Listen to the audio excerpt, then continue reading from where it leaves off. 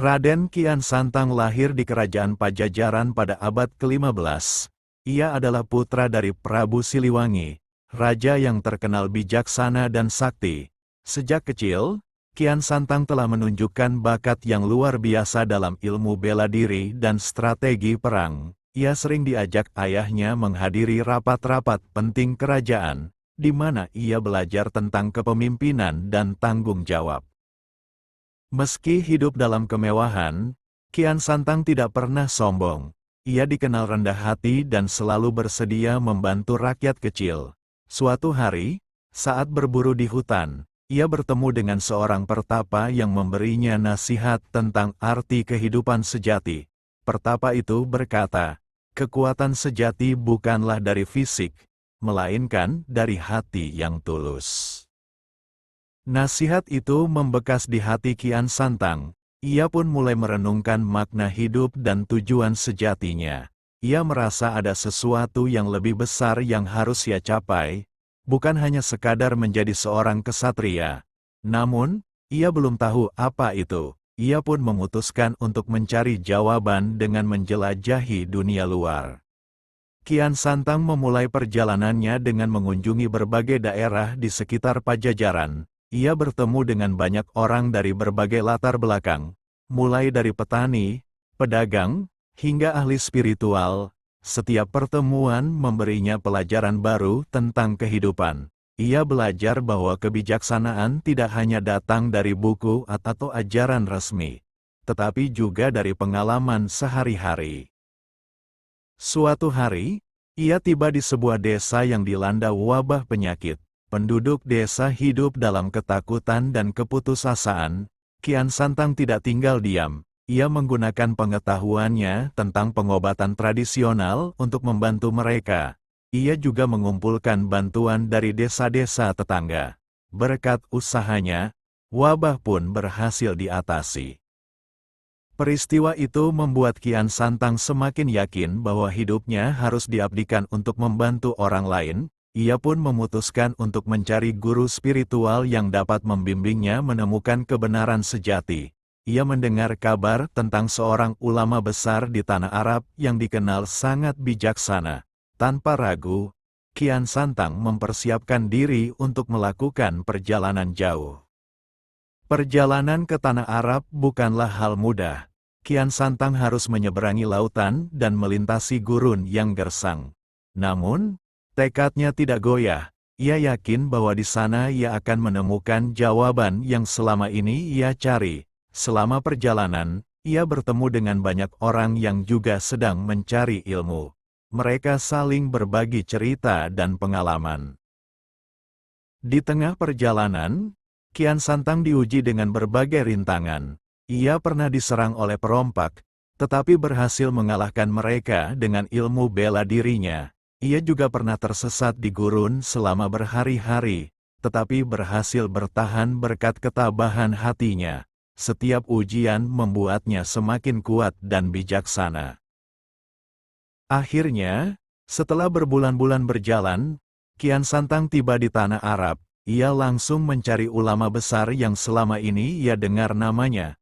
Ulama itu menyambutnya dengan ramah dan bersedia membimbingnya. Kian Santang pun mulai mempelajari ajaran Islam dengan sungguh-sungguh.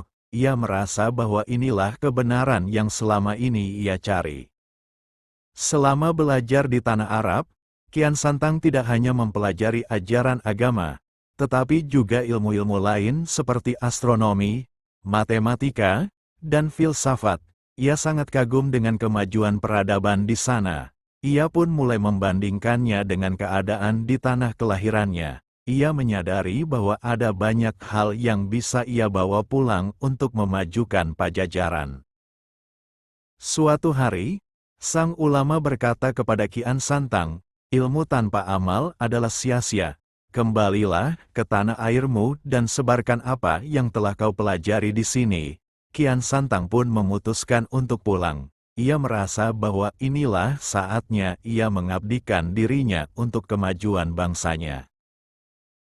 Sebelum berangkat, sang ulama memberinya sebuah kitab suci dan pesan khusus.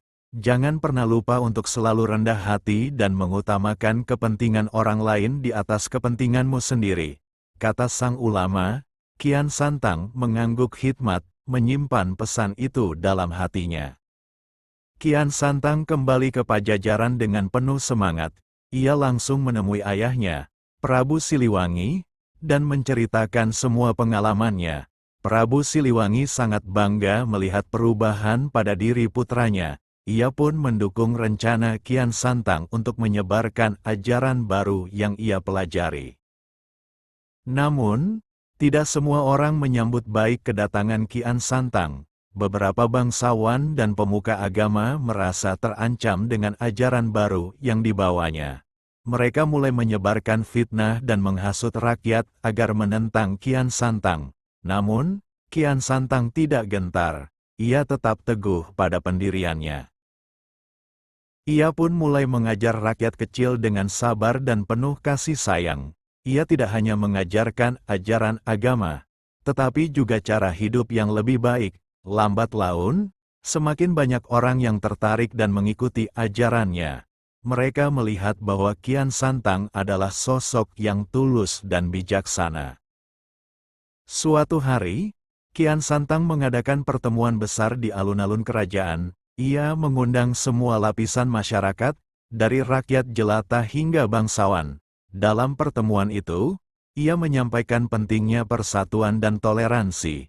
Kita semua adalah saudara, meski berbeda suku, agama, atau status, katanya.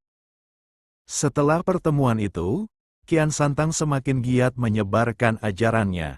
Ia mendirikan sekolah-sekolah dan pusat-pusat belajar di berbagai daerah. Ia juga mengajarkan pentingnya pendidikan bagi semua orang, tanpa memandang status sosial. Berkat usahanya, Pajajaran pun semakin maju dan makmur.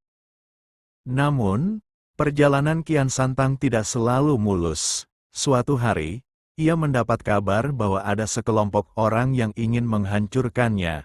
Mereka adalah para pengikut ajaran lama yang merasa terganggu dengan ajaran baru Kian Santang. Mereka merencanakan serangan terhadap sekolah-sekolah yang didirikannya. Kian Santang tidak tinggal diam. Ia segera mengumpulkan para pengikutnya dan membuat strategi untuk melindungi sekolah-sekolah itu. Ia juga meminta bantuan ayahnya untuk mengamankan wilayah-wilayah yang rawan. Berkat kerja sama mereka, serangan itu pun dapat digagalkan. Peristiwa itu membuat Kian Santang semakin sadar bahwa perjuangannya tidak akan mudah. Namun, ia tetap teguh pada pendiriannya. Ia yakin bahwa kebenaran pasti akan menang pada akhirnya. Ia pun terus berjuang, tidak hanya untuk dirinya sendiri, tetapi juga untuk kemajuan bangsanya.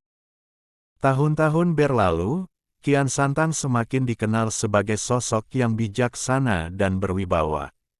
Ia tidak hanya dihormati oleh rakyat Pajajaran, tetapi juga oleh kerajaan-kerajaan tetangga. Banyak pemimpin dari berbagai daerah datang untuk belajar darinya. Mereka ingin mengetahui rahasia di balik kesuksesan Kian Santang. Kian Santang selalu menyambut mereka dengan tangan terbuka. Ia percaya bahwa ilmu harus dibagi, bukan disimpan untuk diri sendiri. Ia pun mulai menulis buku-buku tentang ajaran yang ia pelajari. Buku-buku itu menjadi rujukan penting bagi banyak orang, bahkan hingga generasi berikutnya. Meski sudah mencapai banyak hal, Kian Santang tetap rendah hati. Ia sering berkata, "Semua yang aku capai bukanlah karena kehebatanku, melainkan karena rahmat dan petunjuk dari Yang Maha Kuasa." Ia pun terus berdoa agar diberi kekuatan untuk melanjutkan perjuangannya. Suatu hari, Kian Santang mendapat kabar bahwa ayahnya, Prabu Siliwangi, sedang sakit keras. Ia segera pulang ke istana untuk merawat ayahnya. Selama berhari-hari, ia tidak meninggalkan sisi sang ayah. Ia merawatnya dengan penuh kasih sayang, sambil terus berdoa untuk kesembuhannya. Namun, takdir berkata lain. Prabu Siliwangi akhirnya menghembuskan napas terakhirnya di pangkuan Kian Santang. Sebelum meninggal, ia berpesan, "Jagalah Pajajaran dengan bijaksana. Jadilah pemimpin yang adil dan mencintai rakyatmu. Kian Santang pun berjanji akan menuruti pesan ayahnya. Kematian Prabu Siliwangi menjadi pukulan berat bagi Kian Santang. Namun, ia menyadari bahwa ia harus tetap kuat. Ia pun mempersiapkan diri untuk meneruskan tampuk kepemimpinan Pajajaran. Ia yakin bahwa inilah saatnya ia mengabdikan dirinya sepenuhnya untuk rakyat. Setelah resmi menjadi raja, Kian Santang mulai melakukan berbagai pembaruan di Pajajaran. Ia memperbaiki sistem pemerintahan, meningkatkan kesejahteraan rakyat, dan memperkuat pertahanan kerajaan. Ia juga terus menyebarkan ajaran yang ia pelajari, dengan tetap menghormati tradisi dan budaya setempat. Di bawah kepemimpinannya, Pajajaran semakin makmur dan damai. Rakyat hidup sejahtera, dan hubungan dengan kerajaan-kerajaan tetangga pun terjalin dengan baik. Kian Santang dikenal sebagai raja yang adil dan bijaksana. Namanya pun semakin harum di seluruh Nusantara. Meski sudah menjadi raja, Kian Santang tidak pernah melupakan pesan sang ulama di tanah Arab. Ia selalu rendah hati dan mengutamakan kepentingan rakyat di atas segalanya. Ia pun terus berdoa agar diberi kekuatan untuk memimpin dengan baik. Ia yakin bahwa perjuangannya belum selesai, dan masih banyak yang harus ia lakukan untuk kemajuan bangsa.